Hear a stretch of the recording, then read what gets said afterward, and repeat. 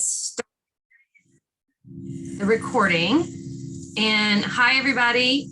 Thanks for coming. There are a lot of you, and we're thrilled. I'm going to do a quick summary of our usual topics, the private school updates every other week. And I think, Warren, I saw you on there, so get ready to jump in on Eanes, please. And this is really good timing. I told Jeannie I was nervous about scheduling it because everything was changing with the vaccine mandate and everything there was so much news. I worried that if we wouldn't have time for her explanation, but everything slowed down a little bit, thank goodness. So really what I'll talk about is the test expirations. The newest news is that there's a list of your Binax Now tests. If you still have those rapid tests, and I know a lot of you do have them and are still using them and are kind of waiting to get going with the new program, they did extend a lot of the expiration dates. And I've sent a link in my Thursday email. I will send it again this Thursday, and a link to see if your tests are now extended so you can still use them. And you can't, if you sent them back to TDM, I think TDM asked for them back, and you want them back to your school, there's an email that you can send to request those back. I know a lot of you love those rapid tests and want to get those back. So once I pull up the email, I'll stick it in the chat, maybe once Jeannie and Ashley get started. So if you need that, but it'll also, again, be in my Thursday email. I did see some Austin schools on here. I still don't have information from the mayor's office about those signs.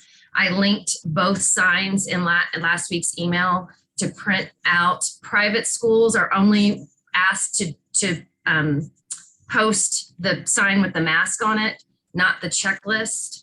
But childcare, any licensed childcare center is supposed to post both. I have asked the mayor's office. I have made our case that we have a contractual relationship with our families. Our families know our COVID protocols. We should not have to post those signs.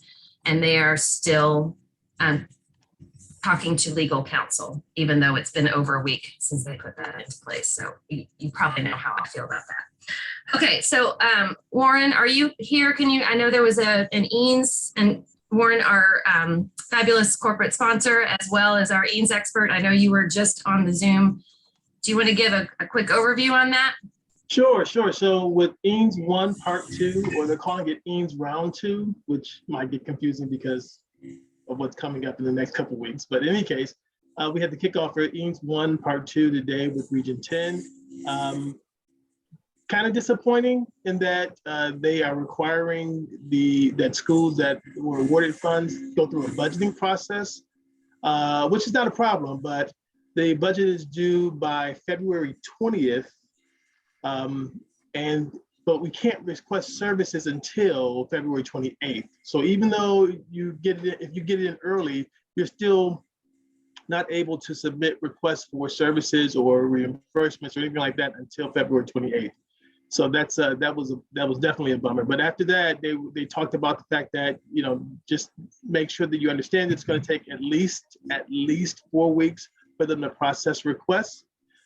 So if you were approved for reimbursements for leasing and you included January and February in that, when you're doing your budgeting process, you're going to have to refactor that so that it only covers after the submission process, because they can't go back and retro pay for things, especially if they have to enter contract. So good system moving forward, but it's just disappointing that the services and requests for Eanes 1 Part 2 will have to be delayed until the end of February. Okay. And are you, well, go ahead. Do you have a spiel too? Or are you offering some help with that? You and Lydia, I think. Absolutely. We're going to kick back off our weekly Zoom calls. And so Laura, we'll have to send you those links so that you can include those in the outreach that you have. And so that will be for support with the budgeting process, but it also will be for support with Eanes 2, which the state will be releasing that application here soon for supporting that process as well. They did mention, gosh, I'm going back and forth with the different funds, so I apologize for any confusion. For Eanes 1 Part 2, if you want to kind of adjust where your money is allocated or make requests to move things from D1, D2, D3, that won't take place until later this semester in May. So you'll have to budget for it as is right now, and then know that you'll have an opportunity in May to request some changes. Okay. Anything else? Any other wisdom you have for us? Patience. There's a lot. And patience. So please make sure that if you need any support, I am here. I'll put my Calendly link in the chat session. Feel free to schedule some time and we'll go through all the information together. Bless you. Thank you for continuing to do that. I was telling Jeannie and Ashley, this has been a difficult process, but we do have some heroes along the way. So let's see. Okay. So I think we're finished with that. I did have one question about HB 1788. This is where it was the immunity from liability for security personnel. She asked if my understanding was employees not hired third-party security teams. And the answer to that is yes. It would be like a W-2 employee situation, not a contracted thing. And I know Kristen's on here too. If you, I'm pretty sure we've talked about this. I'm pretty sure I'm right, but she can pop in if I'm saying anything wrong there. Okay, so we are going to get started with the meat of today. I am very, very happy to have Jeannie and Ashley from the TEA to come talk to y'all about do not hire and the reporting requirements. I actually know Jeannie when I was ahead of school. It was just your youngest, I think. Colin was still at St. George's. Yeah, I think so. So I've known her a long time, and she was at St. George's. So, and I think you were maybe on the board when they hired me. Yes, I was. Yeah. So you make really good decisions. And I said, that's our person. That's our person. and the rest is history, right? Well, it is. I love that school. Right. So Jeannie works for the TEA and has been instrumental in getting, if you remember, all the discussion in 2019, I think is when we still. And she has been the one with Ashley. And Ashley, I've had your email address above my desk for years now because you have been our go-to person. Anybody that calls or emails about do not hire, I'm like, Ashley, she will get back to you. These ladies know what's happening. They're the ones implementing this process. They are the experts. So thank you both for working with us. It's such an important list for us to know to keep predators out of private schools. And y'all have worked really hard to make this process accessible. So I'm going to pass it over to you. And thank you so much for being here. All right. Thanks so much, Laura. We so appreciate your giving us this platform, your biweekly call to reach out to private schools in Texas about use of the Do Not Hire Registry and also the Misconduct Reporting Portal, which is a separate application which you have access to use. Just a little bit about me before we get started. I believe I'm starting my 26th year with TEA and SBEC.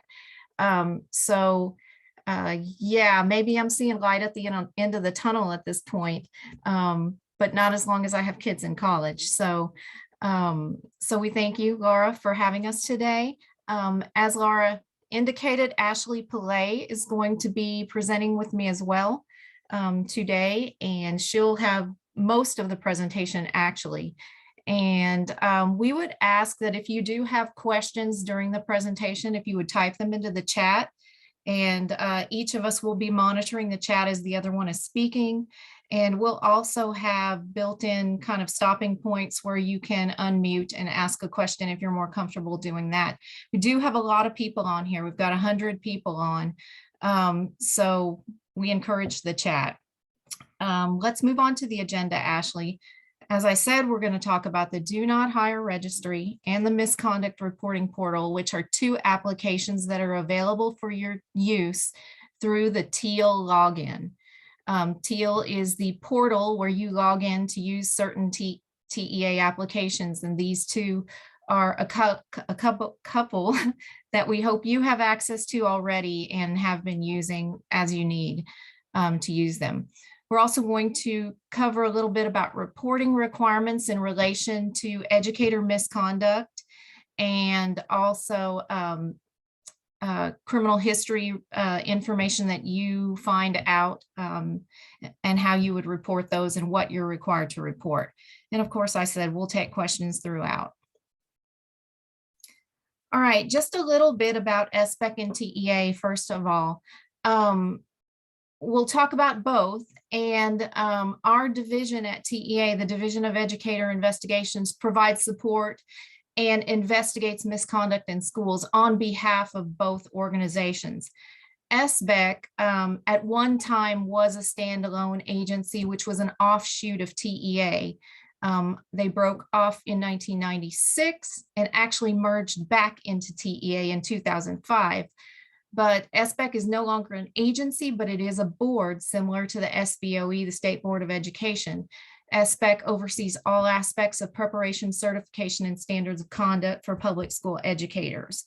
TEA, of course, oversees a more broad operation of primary and secondary public education in Texas. But again, our division, Ashley and I are part of a little subunit called Fingerprinting and Registry Support. And our big division is Educator Investigations. We support both SBEC and TEA, and we'll use both of those acronyms throughout the presentation. So just wanted to throw that out there and let you know that we work with both. So we'll start with the Do Not Hire Registry. I think many of you may have already been using the registry. You might have access already to log in through Teal. If you don't, we're going to touch on that. But Ashley's going to take it from here and talk about the Do Not Hire Registry. Thanks, Jeannie. Good morning, everybody, and thank you for having us today. My name is Ashley Pillay. I am part of the team, the fingerprinting team with Jeannie. I've been with TEA for a little over 2 years now. So really, I got hired when the Do Not Hire Registry came about.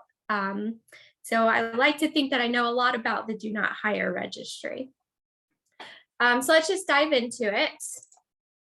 A couple of years ago, back in the 86th legislative session, House Bill 3 was passed. And when House Bill 3 was passed, it did two main things as it pertains to investigations in private schools. So first, it created the Do Not Hire Registry, which the Do Not Hire Registry is a registry of individuals that are not eligible for hire in Texas schools based on either their misconduct or their criminal history. And the other big thing it did was it required private schools to report educator misconduct to TEA and to SBEC. And that's listed in the Texas Education Code 21.0062. So who is on the registry? Who gets placed on it? We like to divide it up into three kind of broad categories. So your first group of people that are going to be on the registry are your certified individuals who had their certificate revoked. And basically their certificate is just their teaching certificate, right? And when it gets revoked, that just means that it gets permanently taken away. So whenever they've had their teaching certificate revoked due to abusing a student or minor, or being involved in a romantic relationship with, or soliciting and engaging in sexual contact with the student or minor, they're going to be placed on the registry for those reasons. And then your second group of people that are going to be on the registry are your non-certified employees who were found to have committed the exact same acts, right, as the certified individuals. And when we say non-certified employees, we just mean basically anybody else who works at the school who isn't certified. So that can be substitutes in some situations, janitorial staff, cafeteria staff, some admin, just anyone who's not certified. As long as they were found to have committed those two same acts, they're going to be placed on the registry also. And then your third group of people who are going to be placed on the registry are just individuals with certain criminal history. So if their criminal history would place them on the sex offender registry after receiving deferred adjudication or being convicted, they're going to be placed on the Do Not Hire Registry. If they were convicted of a Title V offense where the victim was under 18, they're going to be placed on the registry as well. And then certain offenses for charter school employees. For those, there's certain employees at charter schools who serve, and I think maybe in private schools as well, though I'm not super familiar with that. But people who serve in certified roles, but who aren't actually certified. So for those employees who serve in those certified roles, we just ask ourselves the question, would they be denied certification? And if it's yes, then they're going to be placed on the registry as well. So what is the do not hire registry, right? It is a secure application in Teal that you have to request access to. So as Jeannie mentioned, you first have to have a Teal account set up with us. And when you have a Teal account set up with us, then you can go into that account and request access to the do not hire registry. And I do believe Jeannie at some point is going to be putting some steps in the chat about how to gain that access, just a general outline of the steps your school would have to take to set up the Teal account and to request access. So be looking out for that in the chat. So with this application in Teal, it can only be accessed by your authorized staff, and then also by us here in Educator Investigations. And it is also maintained by us. And the Do Not Hire Registry, it was released in January of 2020. So it has been around for a couple of years now. A great tool for y'all to use. Hopefully y'all have been using that. If not, then we'll hopefully get y'all on board with using it. So how do you check the registry? So once you have access to the registry, so you've set up your Teal account, you've requested access to the registry, you can access it. To check it, you're actually going to go into the registry and upload a file. And this will be an Excel file that has a list of the people that you want to check from your school. And when you upload this file with the list of people to the registry, you're going to get results back that tell you whether or not the people on your list are on the registry. So when you upload your file, it does have to be in a particular format. It has to be in comma delimited CSV. And we're also going to be doing a live demo for y'all. So I'll show y'all what exactly I mean by that comma delimited format. And then after you upload, once you get your results, first off, the results come pretty immediately. You're going to get them within a few seconds. There's no waiting for them to arrive. So that's really nice to get those results right away. But when you view your results, you're going to be able to see identifying information on the people that you uploaded. So you're going to be able to see their socials and date of births, and you should hire according to this identifying information. And then your results are going to be available to view for 7 days. So you can go back and view them within the 7 days of uploading. If 7 days have passed since you uploaded, if you wanted to then check those results after that 7 days, you would then have to just upload the file again. And I will again show this in the live demo that we're going to do. So when you're looking at your results, you're going to get the person's registry status telling you whether or not they're on the registry. These are the 3 statuses that you can get. You can get either none found, under investigation, or not eligible for employment. So none found is good. That is what you want to see on your results. That means the person was not found on the registry, so they are good to go. Under investigation means that the person, while they're not on the registry yet, they're currently being investigated for something by TEA. So just keep in mind, if you get this back for somebody, if you get under investigation back, they could potentially be placed on the registry at the end of their investigation. So even though they're not technically on it now, they could potentially be placed on the registry. And then not eligible for employment is pretty self-explanatory, means they're not eligible to work in Texas schools. And you, you probably don't want to hire this person, right? They're on the registry. Do not want to have this person working for you. Can I interrupt for 1 second? Yes. I think some people might be confused when you see, it does say a lot of places not eligible for hire in Texas public schools, and not just generic schools. The reason we did that, the reason it's written that way, is we want to make sure that the state doesn't interfere with the hiring process in private schools. So that's why it doesn't say private in there. It's a slippery slope, and so that was intentional and part of the legislation. Now, schools, talk to your attorney if you are going to want to hire someone who is on this list. Even though it's technically not illegal, I'm pretty sure anyone at your school is going to say that's a bad idea. But just in case, I just didn't want you to be confused by that public school piece. Right. And let me just jump in there real quick. Thanks, Laura, for making that point. It is at your discretion to continue hiring that person or continue the employment of that person if they're currently working at your school. But they're on the registry for a reason. And you just want to take that into consideration in any hiring decisions, or if you have someone who's listed on the registry currently working for you. Mm-hmm. Perfect. Thanks, Jeannie and Laura, for explaining that further. So yeah, just moving on. Those are the registry results you can get. And then also when you view your results, you're going to be able to see somebody's SBEC sanction status. So if they have any kind of sanction on their teaching certificate, for example, there can be a suspension of their certificate, a revocation, voluntary surrender. There's a lot of them. But if they have a sanction status, you're going to be able to see that on your results, in which I'm going to show y'all this in the live demo as well.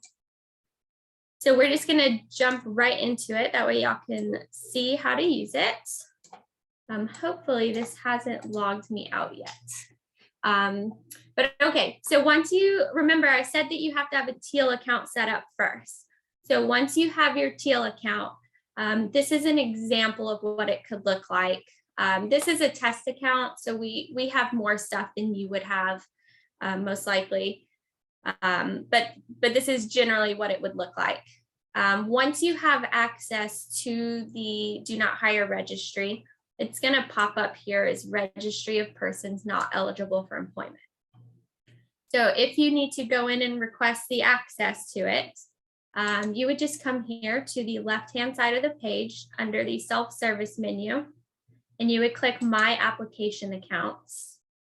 And I thought it may have logged me out, so give me just 1 second while I do this.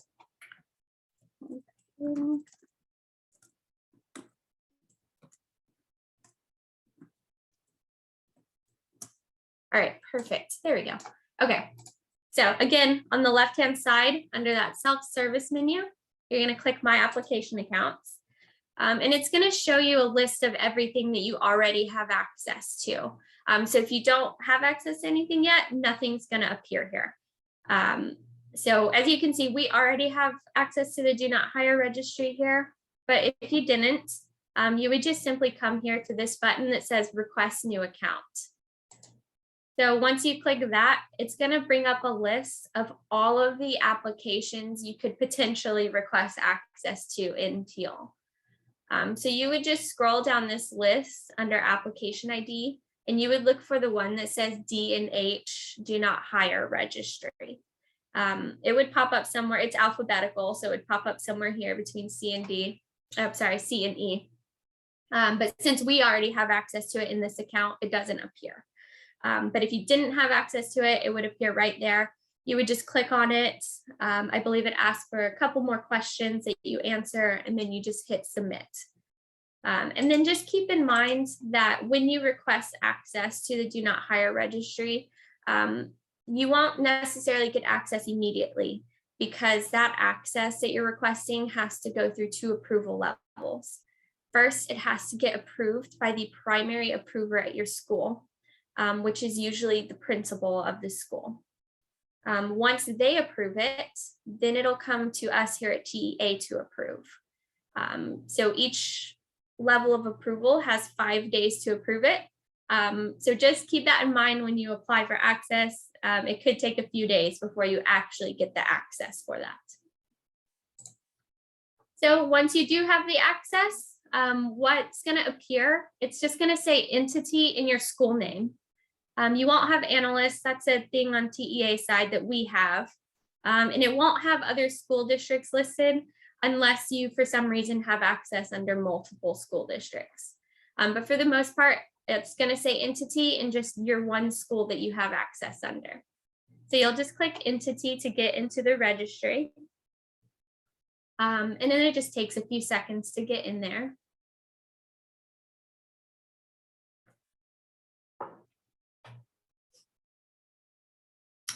But this is what it looks like. This is the registry. You're in it.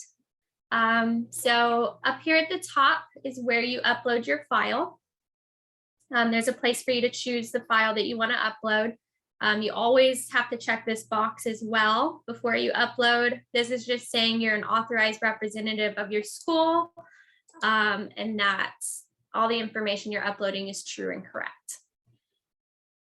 So underneath this area where you upload, it's going to give you your search instructions, which is super helpful whenever you're filling out your template, when you're putting your list of people on. It tells you what's required, last name, first name, middle is optional, their social and date of birth. So that's all you need for the people that you're uploading. That's all the information. You can upload up to 2,500 people at a time.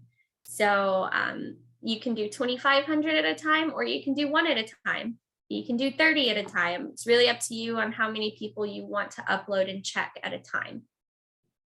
And then it just has some examples of what it would look like. And then the really nice thing I think about the registry is that the file template is always located right here in the registry. So if you ever lose your copy of the template, or you just need a new one, you can always just come in here and click here and open this up.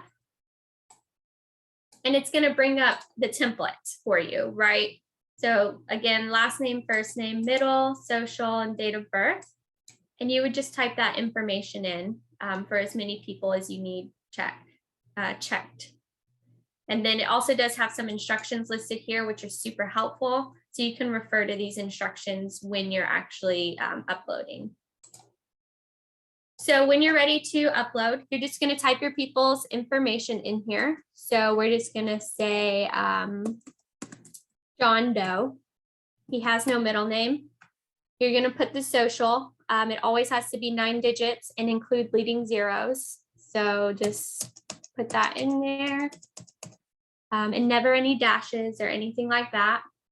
And then their date of birth. So you just put 1/1/90. And that's it, right? That's all the information you need. So put as many people on your list as you want, and then you're going to go save your file. So when you save it, this is what I was talking about the particular format does have to be in comma delimited. So right here under what type of file to save it under, you're going to open this. And you're going to find the one that just says CSV, comma delimited. There are a few other weird ones. For example, like this one, CSV Macintosh, and this one, CSV MS-DOS. Don't pick any of those weird ones. Just pick the plain CSV, comma delimited. And that's what you're going to save your file as. So I do have one saved already that we're going to upload. So I'm going to get out of this. And we're going to upload our file in just a second. I also just want to point out down here, this is where you can see all the previous files that you've ever uploaded, right? So you can see these ones we did on January 19th and 18th. These two we've done within 7 days, right? So we can view the results still if we clicked here. These ones down at the bottom were uploaded over 7 days ago, so we can no longer view those results. So then we're just going to come up here and actually upload our file. So you'll just check the box and you'll click here to choose your file. You're going to come in, find wherever your file is at, which ours is here. And you're just going to click open, and then you're just going to click upload. So once you upload, hopefully you'll get this green message saying file uploaded successfully. If you didn't get this green message, a red message would appear. And it usually will tell you what the error is. It'll say something usually about like the social or the date of birth. So just read the error, go back to your file, fix whatever it says needs fixing, and then try uploading again. And then if you ever have trouble uploading, you just can't, you keep trying and you can't figure it out, please just always contact us. We're more than happy to help you with this. We're kind of pros at it now. So if you ever have trouble uploading, just let us know. But once you upload, you're going to come down here and you're going to see that the file we just uploaded, the one done today, the results are already available to view. So that's what I was saying is nice about you get the results instantly. So to view your results, you're just going to click download.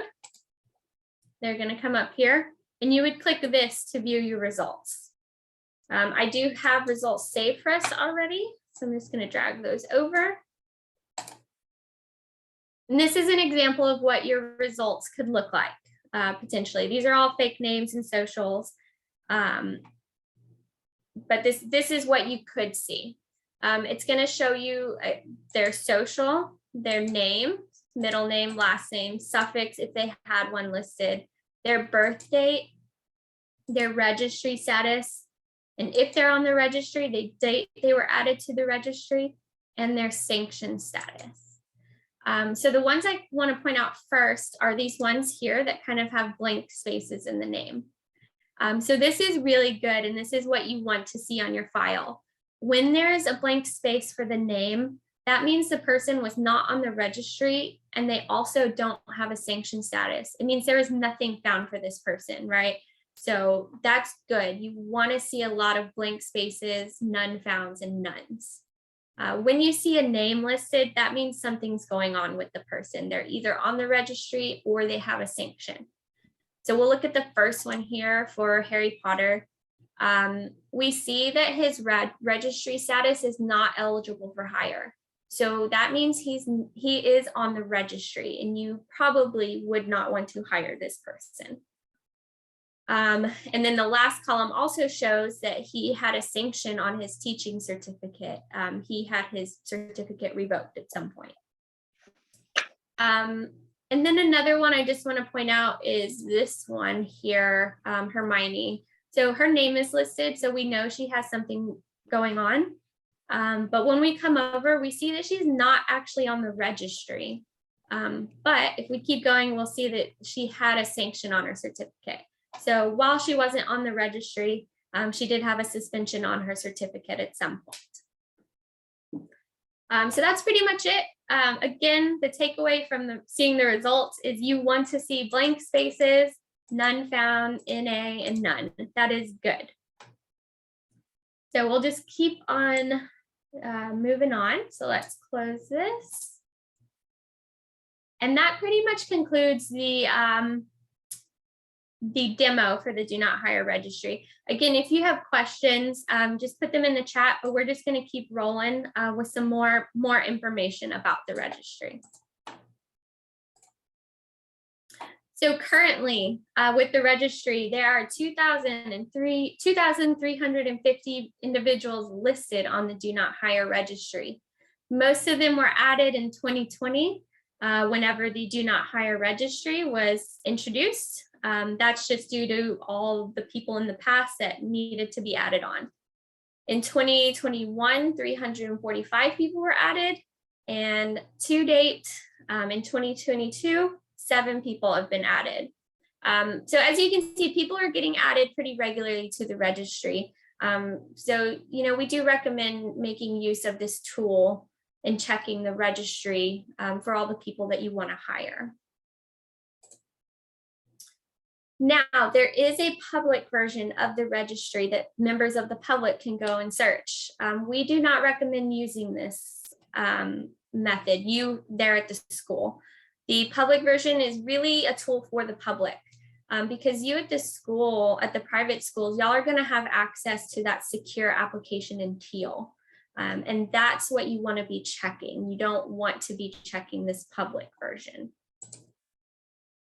So with the public version of the registry, it is very similar to the virtual certificate lookup. If any of y'all are familiar with that. Basically what the virtual certificate lookup is, it's a place on our website where the public can go and search and see if somebody has a teaching certificate. So that's basically how the public version of the registry works. Someone can just go search and see if an individual is listed there. When they search on the public registry, when they get the results back, it's going to display the first and last name, their approximate age, the date they were added to the registry, and their registry status. So they're only going to show up if they were on the registry. It doesn't display any personal identifiers, so no socials or date of births. So just keep in mind that's something you may have to deal with there at the school. You know, if a member of the public searches John Smith on the public registry and John Smith is on the registry and working for you, you know, they can come to you and say, why is John Smith working for you if he's on the registry? And only you have that access via the secure application in Teal to see if that's your John Smith or if it's a different John Smith in the world, right? And the public version was released in April of 2020. So it has been around for a few years now. And that pretty much concludes it for our do not hire registry section. I think Jeannie's been answering the questions in the chat, but did anyone want to? Actually, she lost internet, so we're just at this. So I'm going to go back and read. There are a couple of questions that she did. Okay. Yeah, and I'm back. Okay. Okay. Yeah. She's back now. Okay. Let me go back. Let's see. I see the one you pasted, Laura. The what liability do we have when using agencies? Example, Catapult Learning. We don't have their SSN to run on this list. Is Catapult or the agency required to check this? What do you, Laura? Do you have any input on that one? Okay, sorry, I was back up on another one. Let's see, what liability do we have when using agencies? Catapult is not required to check this because it's only schools that have access. They may use a different, and Warren, I don't know if you're still on here and have any insight into this. I am. I missed the question though, so I'm trying to feverishly find it so I can address it. Yeah, what liability do we have when using agencies? Example, Catapult. We don't have their social security numbers to run on this list. Is Catapult or the agency required to check? Oh, okay, so for third-party services through Title I or EANS, there is a responsibility on the LEA side to have, or the LEA district or Region 10, to make sure that the individuals working on your campus have met the requirements and passed the background checks. So Region 10 is requiring that we all use their process for background checks. I don't know that it's mentioned directly, the use of this this list. I'm assuming it does because they're very strict about who can work on campuses, but that's something that that requirement would be something that we have to address with Region 10. And Region 10 does have access, right, Jeannie? Not all the ESCs do. I think 10 does. But they can have access, the service center, and so y'all might want to check with That's Region 10 to see if they question. have registry access. Yeah. I'll ping Region 10 just to see. Okay, and let me know so I can put it in the email for everybody. And then there was a question. Sorry to interrupt, Laura, but I actually had this question come up recently as well. We've had schools that have vendors who provide substitute teachers to campuses say that they are required under the Federal National Child Protection Act to run background checks, and they don't have access to the databases and have been told they also aren't allowed to use the school's identifiers to get onto the databases. Do you have a suggestion as to how to background check how that should happen? We weren't able to find anything to help them particularly. Yeah. Well, we've been dealing with this a lot also in regard to public schools and these vendors who do provide substitutes um, for districts and charters and private schools as well. They have had DPS has recently changed their criteria for allowing access to their clearinghouse database, which is the Mhm. mechanism that these companies use to fingerprint and do the background checks. And you mentioned NCPA, and it is actually NCPA is the only authorization that these type of companies now have that might allow them to use the DPS clearinghouse for doing background checks. The stipulation under NCPA is that the company has to provide care or care placement services for a school.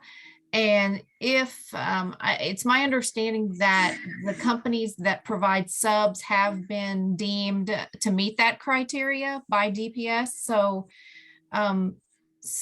they may want to check back with DPS because there may have been some backpedaling on DPS's part about granting access to companies that provide subs. That is very helpful because I've had two say they were denied status under NCPA. Yeah, and there has also been a requirement for that company to be based in Texas because criminal history record information is not.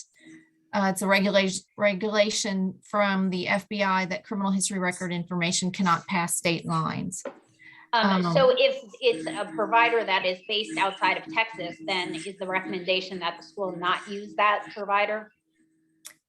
We don't have a recommendation either way on that. But there may be some difficulty with that person or that company performing certain types of background checks, in regard to fingerprinting. So I don't know how much you guys use the DPS fact clearinghouse to access fingerprinting results. Or what process you guys go through to do the fingerprinting or whatever type of background checks you do. That might be something that's kind of widespread different per school. But in regard to that situation, I'd ask you to have that company check back with DPS about their eligibility to receive clearinghouse access under NCPA. Okay, and sorry, one last question on this. So if a school gets a substitute from a vendor, which obviously is not their employee, they shouldn't run that person in the do not hire database. Is that right? You can. We feel like if you have access, if you have authorization in statute to run a criminal history on that person, then you can check the registry on them as well. So if it's a vendor provided person who's not our employee, we could still run them through. Yes. Interesting. Okay, thank you. Yeah, there's lots of questions in here now. Okay. Well, let's go back before we forget the ones that you missed, Jeannie. Do you have a quick tip to remove dashes from Social Security numbers? You would format your column. At the top of your Excel spreadsheet, right click on your letter at the top of your column, right click, choose format cells and choose text and OK. And it'll allow you to, the cell will just accept what you type in. So you wouldn't type in your dashes. And will any sanctions that show up on the certificate search show up on the do not hire database? If there's a sanction on a certificate, it will also show up on the results of your do not hire registry upload. Yes. Okay. And then I'm going to keep going. And then when you get to where you see them, you can stop me. Okay. Okay, go ahead. Please go over the changes for the Excel and the CSV for the upload, the leading zeros.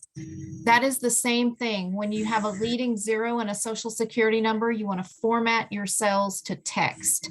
And Ashley, if you have a moment, can you put that guidance in the chat? Yeah, I definitely can. Okay, go on, Laura. Okay, just curious where to find the social security numbers. We do a background check where it is supplied, but might want to check the do not hire first. Yes, I mean, if you're asking if you should check the do not hire registry before you do a background check, you certainly can. That can be used as a screening tool for you. If the person's listed on the registry, you don't need to go any further in some cases if you decide that the registry is your guide. Okay, and I think we're down to where you can see. The next one I show is what liability do we have when using agencies, which we've talked about. Okay, and then about, is there any vehicle for determining whether an applicant or employee has findings against them from DSHS? In my opinion, you would do a public information request. That's the best answer I have with DSHS.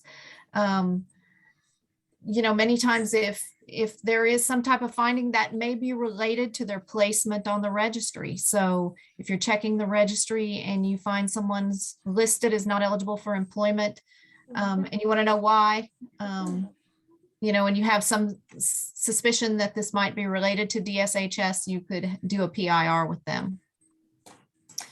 Okay. We still run the names for third-party providers. Someone says, sub-agencies that I've contacted, used never have a clue when I asked about pre-employment affidavit. Do you know what that is, Laura? Yes, that all of that is listed on the texasprivateschools.org website. There is a do not hire page that has all the information about the pre-employment affidavit and all of that. So I would direct whoever you're using, just direct them to that page, and it has it all listed there. Okay. How far back do you recommend we go to register faculty? Also, has the protocol changed with entering coaches? I guess what you're asking is how far back do you check hires? Well, we recommend when we're talking about use of the registry that you do check everyone currently in your employment. Upload every person that's employed with you, and do that actually once or twice a year. And that way no one falls through the cracks that gets placed on the registry throughout the year.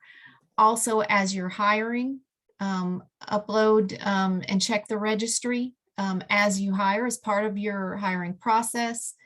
And let's see, protocol about coaches, check coaches. Check your coaches from the registry. That's my guidance, everybody. Would this type of information be found by a background check done by a private firm? There are individuals who are placed on the registry and are not eligible for hire, who is placed on the registry not for reasons of something criminal in their past, but for misconduct specifically that might not have been criminally charged. So definitely be checking both a background and the do not hire registry. Can you run through how the principal adds a new user to access do not hire database? Let's skip that one for just a second, okay? Remind me to go back to that one.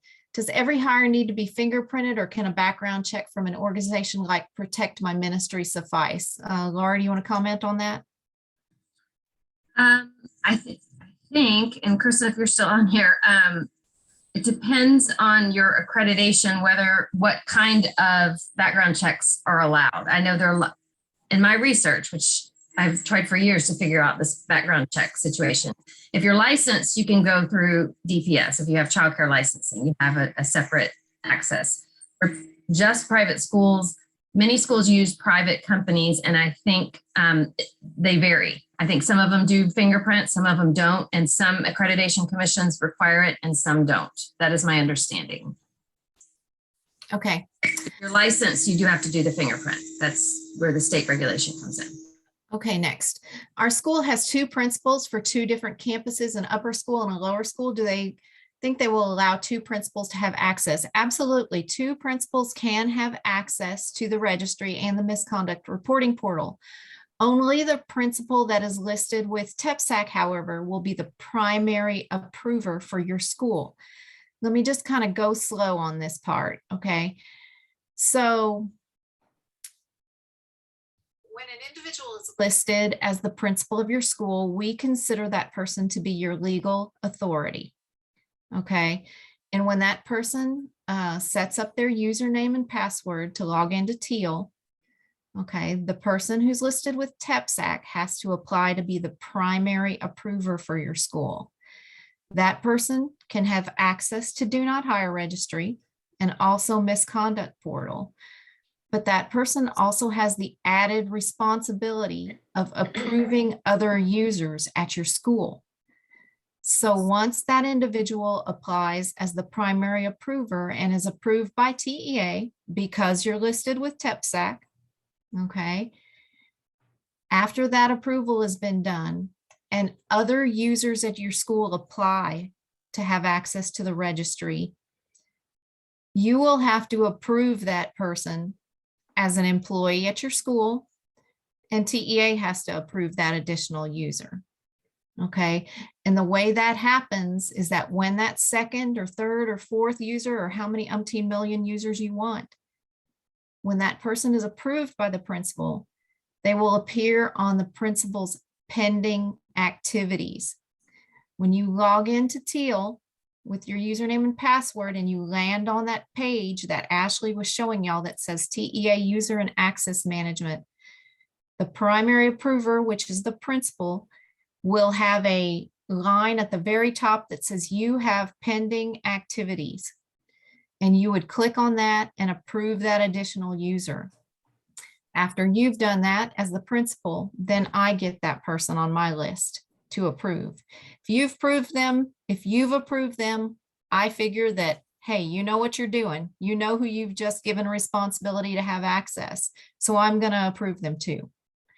Okay, and that's part of what I pasted earlier in the chat about getting a Teal login and then requesting access to the Do Not Hire registry.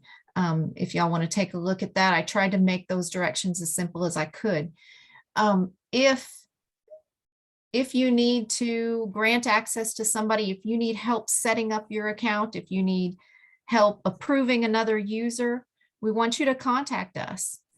We have a help desk. I'm going to show you the link to it a little later in the PowerPoint, but we definitely want to help you guys all get access to the Do Not Hire registry to be using it. It's a really important tool that you have been given the authority to use, and we want you to be using it. And I had skipped a question earlier. And I think it was pretty much similar to a principal approving another person for access. But if you still haven't heard a good answer to that, please type it in again. And let me see here. There's another question about fingerprinting. If fingerprinting is necessary, how do we get the information directly from the agency? TEA doesn't oversee fingerprinting for private schools.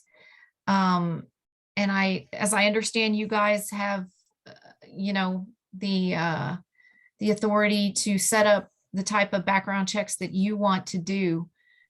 So I think that is something maybe involving maybe your school board, your attorneys with your schools to figure out what type of background checks you guys want to be doing at each school. There's one more question here that I want to pull. If a school is aware of someone they believe should be on the registry but is not showing up, what should they do? You should contact us. Okay, you should contact us through the help desk, which again, I'm going to give you a link for that in a little bit, and point out that this person, you feel like they've done something that warrants them being listed on the registry and you're not finding them there. And hopefully we'd be able to give you a reason why or why not they're there. But yes, definitely question us if you think there's some person who needs to be on there. Woo, okay, I think we got them all. And let's cruise on, Ashley. Let's scoot on through the misconduct portal real quick. Yeah, certainly. So we're quickly going to go over the misconduct reporting portal. The great thing about it, it's very similar to the Do Not Hire registry, and it's very easy to use. So the misconduct reporting portal, much like the Do Not Hire registry, it is an application in Teal that you have to request access to. It can be accessed by any of your authorized school staff, and it's also accessed and maintained by us here in TEA Educator Investigations. Submitting reports of misconduct through the reporting portal is the most secure and expedient method. You know, you can also send reports via mail and fax, but we don't advise those. Those just take a long time. Things can get lost in the mail, get lost via fax. So we do recommend using the misconduct reporting portal to submit your reports. When you submit your reports, they're immediately received by us and processed through our intake and review unit. And it's basically just the handoff between your school and us here in Educator Investigations. So we're just going to jump into the live demo of it. Let me pull up the correct screen that we need, which I believe is this one. So just like the Do Not Hire registry, if you need to request access to the portal, you're just going to come here to My Application Accounts, request new account, and you're going to find the portal listed there. And as Jeannie mentioned, it has to get approved by your primary approver first, and then by us here at TEA. Once you do have access to the reporting portal, it's going to be listed here. It's just going to say entity in your school. It won't have other entities listed or analysts. Again, this is a test account, so we just have a lot of things listed here. So to get in it, you'll just click on entity. And as you'll see in just a few seconds, it is very, very similar looking to the Do Not Hire registry. So here it is. You'll know you're in it at the top. It'll say Misconduct Reporting Portal. The great thing about the Misconduct Reporting Portal is when you go to submit reports, this area right here is going to tell you all of the information that you need to submit in your report. So everything that we need is going to be listed here. So it's a great tool to use. That way you don't have to memorize everything that you have to include in your report. It's just listed right there for you. And when you upload a report, the area down here is where you're going to upload. It's going to tell you how to upload, and then some helpful tips on uploading, such as the maximum file size, what type of files are accepted, how your social should be, and your date of birth. Down here at the bottom, you're going to be able to see all the reports that your school has submitted to TEA, which is really nice. You know, if you were unsure if you had submitted something to us, it's going to be listed down here. So when you're ready to submit your report to us, the person that you're reporting, you have to enter their information right here. So we can always just put their social here. And again, remember, the social is always 9 digits without the dashes, and it always has to have the leading zeros. Then we'll just put the first name. Middle name is optional. You don't have to put it, but if they do have a middle name, please include it. And then last name here, a suffix if they have one, and then their date of birth. So at the date of birth, you can either type it in just like this, or you can actually select it on this little calendar here. So once you have the person's information included, you're going to go find your report to upload that actual file. So you would just choose file, and you would locate it on your computer, which I have it listed right here. And once you have it, you're just going to click open. It's going to list it right here, and you're just going to click upload. So hopefully you'll get this green message saying your report was uploaded successfully. If you do get this green message, you're also going to get an email confirmation saying that your report was submitted. If there was some error with anything, it would come back red. It would tell you what the error was. Maybe the file size was too big or something like that. So just read what the error says and try uploading again. Now, if for some reason you do have a file that is just huge, you can submit it in 2 parts, right? So you can come submit the first part, and then you can come submit the second part, and we'll be able to see that that is a subsequent file from your first file, right? We'll be able to see and tell that you actually submitted 1 file, but just in 2 parts. So once you do upload your file and you get this green message, you can come down here and you can see that your file was uploaded. You'll see the date and the time that it was uploaded. And then if you, for some reason, wanted to look at your report, you can just click here on the name and your report would pop up right there. So that's how quick and easy it is to submit your report. It tells you everything that you need to submit up here.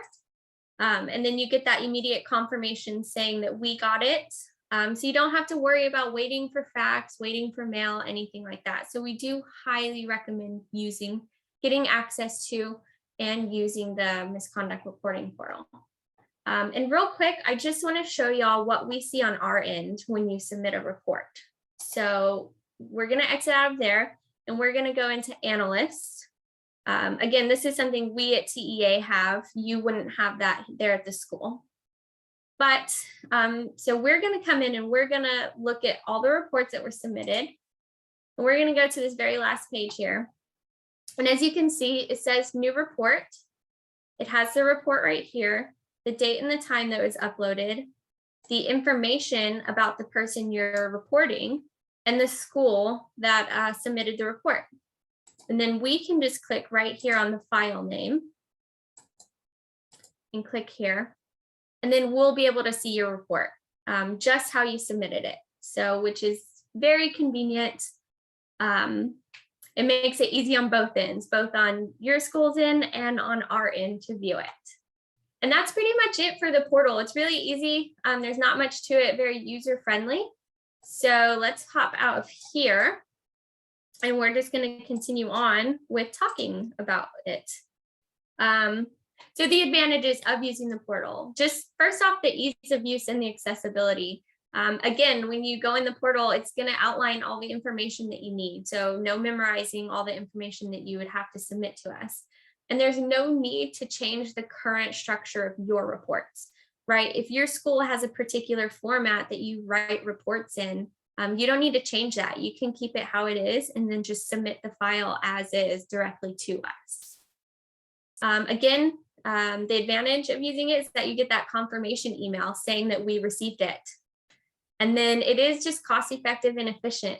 If you ever try to send anything by certified mail, gets rid of the cost of postage for that. And then we receive the reports in real time. There's no delay on our end from the time you submit your report. So it's a great tool to use. I would highly recommend, even if you don't think you're going to need it for a while, it's always good to just get the access now, rather than, when you do have to report something, trying to scramble and get access to the portal and trying to submit the report. So just go ahead and request that access now. And it's a great tool for you to use whenever you do have to submit the report.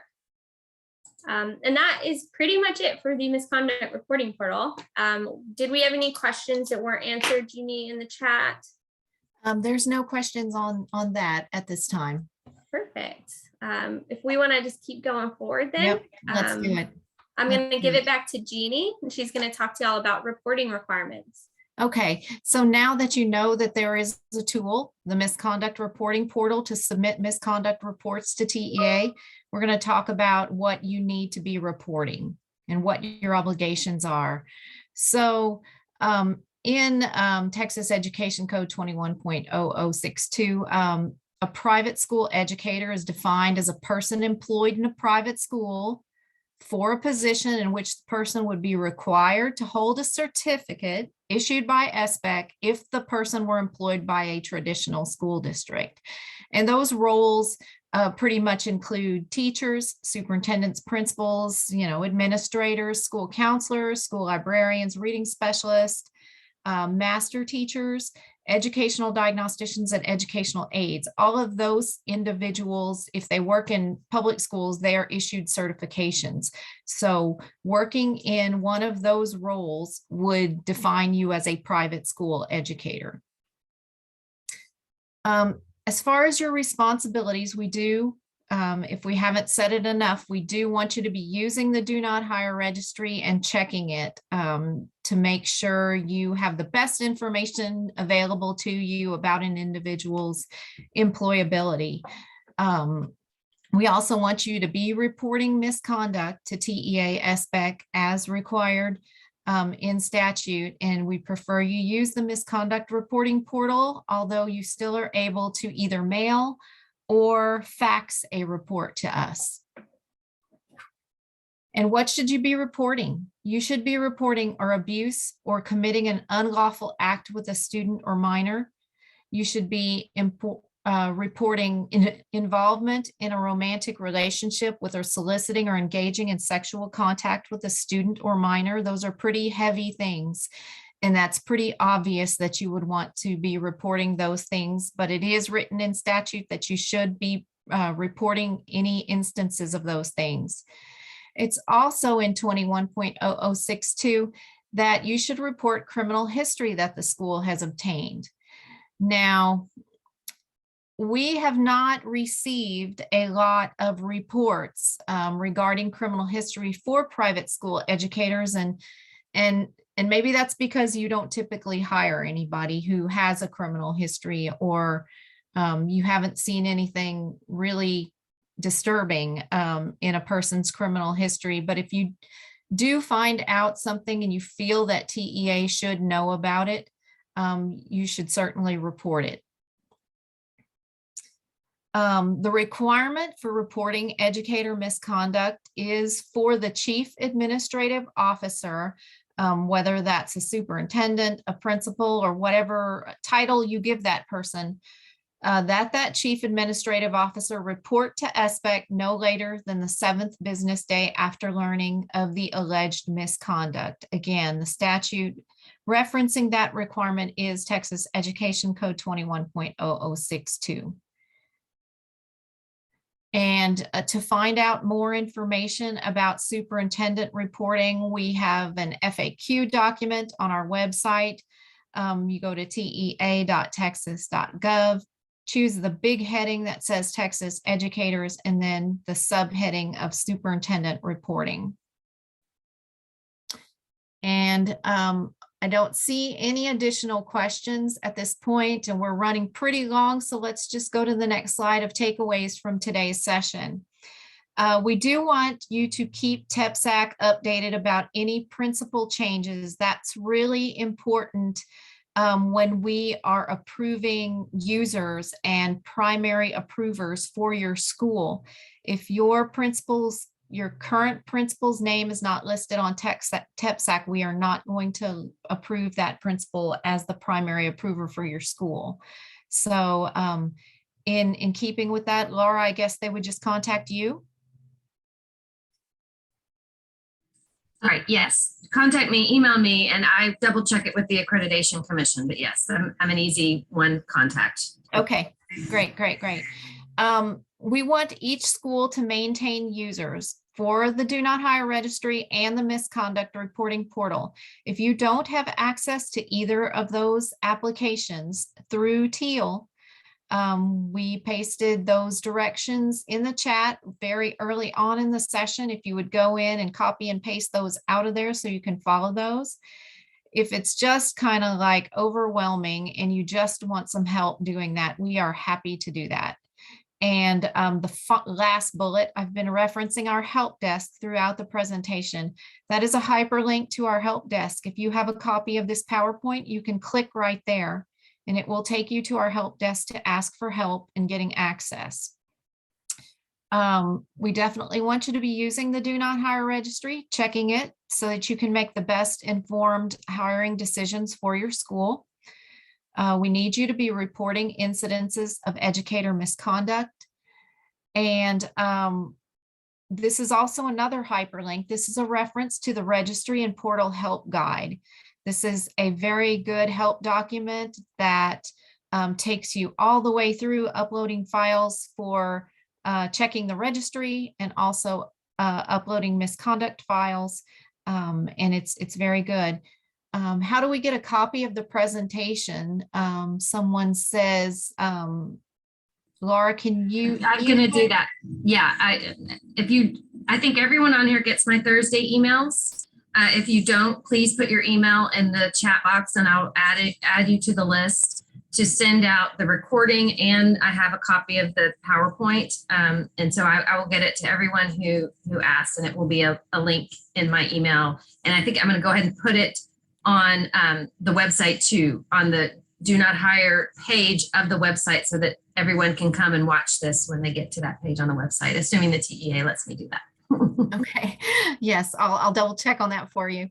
But Ashley and I were just so pleased we could be with you today and present to you. And we welcome you to use our support services and contact us when you need to. Sean Thompson is our intake and review specialist who typically handles the misconduct reporting portal in her daily operations. So she's a good resource as well. But thank you so much for being with us. We appreciate your interest in this topic and really hope that you will use these applications.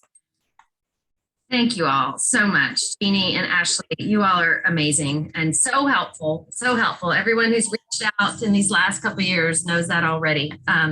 But for those of you who are maybe just getting involved in this, you know now that you have support all over the place. So Yes. I do, and Kristen, I think had one. Did you want an ETS update briefly? Yes, and I'm reading this because my OSHA people are feeding it to me. So as of this morning, OSHA withdrew the ETS, and it is now OSHA is now using the ETS as a proposed permanent rule, largely to gather comments on it. And this is all late breaking, so don't hold me to this. It could change, and I'm reading. But essentially, we don't think that the ETS is going to survive in its current form as a separate standard, but parts of it may be incorporated into an infectious disease standard. And we think that OSHA withdrew the standard because they didn't want an adverse ruling in the Sixth Circuit about their authority to create emergency temporary standards. So ETS has been withdrawn as of this morning by OSHA. Okay, so what does that mean? So that means that the litigation in the Sixth Circuit over the ETS is over. And the ETS is no longer in play. So the way that it's in play potentially as parts of it as a permanent infectious disease standard, we think, but that's speculation at this point. But we think they're going to go through the public comment process and then put out, and some of us have discussed this in the past, that they're going to put out a more generic infectious disease standard that may pull from the ETS, but that the ETS this morning was withdrawn by OSHA. Okay, so that's good. Good news, because there was still an asterisk on the Supreme Court ruling. So you're saying even if they incorporate it in a standard, it's going to be in a regular. It's probably not going to affect us in the way that we thought it would. Is that what you're making? That is what you're hoping for. I can't say optimist. That today. You're very optimistic. I have no idea what an infectious disease standard will look like from this. It could affect us. But the point is that all of the underlying litigation, it was at the Sixth Circuit, it was still likely to go to the Supreme Court. All of that all of that is off the table. And now it will be a more regular process of OSHA creating one of its standards. Whether it affects private schools in the long run remains to be seen. Okay. All right. Well, that sounds good. I like that. Yeah, we'll keep you posted. And you're going to put out something. You'll write this down for me, right? Someone in my firm with more knowledge than I have will write this down for you, I'm sure. Okay, perfect. Thank you for that. And Misty, I know she wanted to say something about a scholarship. She may be off. Yeah, I'm here. Can you hear me? Yes, go ahead. Yes, I'm Misty, Superintendent of Catholic Schools. Sorry, I'm on my way to go sub at a school right now, but wanted to share that there's some of you may be already familiar with the ACE Scholarships program out of Denver, Colorado. but they are looking to expand their footprint in Texas and have received a large donation to do so. And they do target low-income families, but it's 250% higher than what the federal income is to account for cost of living. So like a family of 4 would qualify if they're just under 70,000, which really encompasses another, for us at least, another target area that we haven't been able to do in the past with other types of scholarship funds. So I've given Laura the link. If she can share with you all, it kind of gives you the whole overview. What's the best thing about the scholarship is that they give $2,000 for elementary, $3,000 for high school. And once a child's been accepted to the program, that money will stay with that child till they graduate. So it's not something they have to reapply or a one-time opportunity. It will stay with them forever until they graduate. And the purpose of ACE scholarships is for school choice. And they realize that Texas isn't getting anywhere with legislation. So they're hoping to bring their services and make an impact in Texas. Thank you. And did you put the link in the chat, or are you just going to send it to me? I send it to you directly through private. So if you could share it while I'm driving, that would be great. Okay, I'll see if I can do that. Okay, I think so. Sorry it took so long, but we knew it would, and this was incredibly important and incredibly helpful. So again, Jeannie and Ashley, thank you so much for being on our side here. Our next one of these is February 8th. Our next Zoom, it will be significantly shorter, but probably less important than this one. So I will see you then. I'm going to try to copy all of this chat and get those email addresses. So I'll be hanging on doing that. So feel free to leave if you have some questions. I see Jeannie's still on here. She'll probably be happy to answer those if you want to hang up. I am. Laura, this is Misty. I do have a question for Jeannie. Yes. And this may be a side note, but regarding making the reports, we're looking at one debating.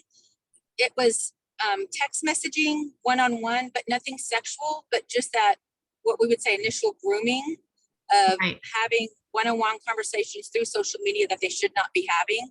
Yes. I'm inclined to report that, but I'm just making sure that would be the right protocol. Do we need to have actual evidence that there was a romance relationship or something along those lines? I would report it. I would advise you to always report when there's any doubt whether you should or not. Reporting is always the better option than not. Okay, great. That's what we thought. Sure. Thank you. Sure.